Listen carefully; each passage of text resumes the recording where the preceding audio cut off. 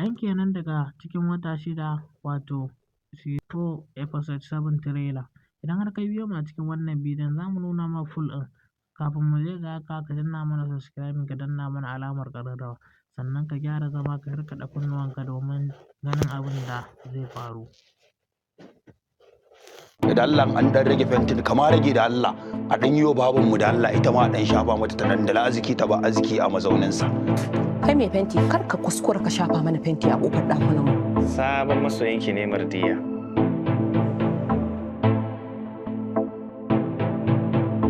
Ai gobe nake so mu je mu fara hada kayan lefen mutum ya taka Asma'u. Kenan babu ta mutu, aure na da ya mudan ya mutu.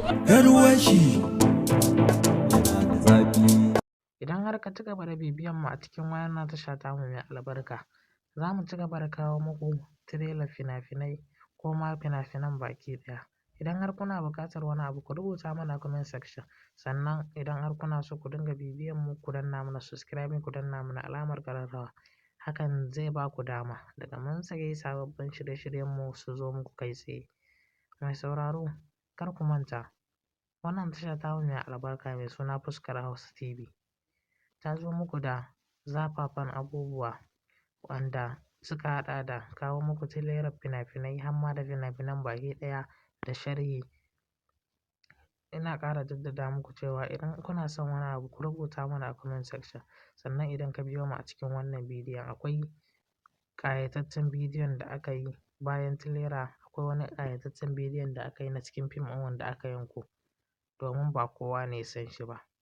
Kai dai kawai ka biyo mu a cikin wannan bidiyon domin mu nuna ma shi a ƙarshen wannan bidiyon. Kafin mu je ga haka muna so ka danna mana subscribing, sannan ka danna mana alamar ƙararrawa.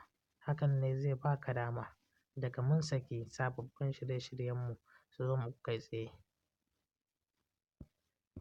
Sannan kuma wannan tasha tamu mai albarka za ta dinga kawo muku wannan ƙayataccen fim ɗin wanda ake kira Kwana Ɗaya.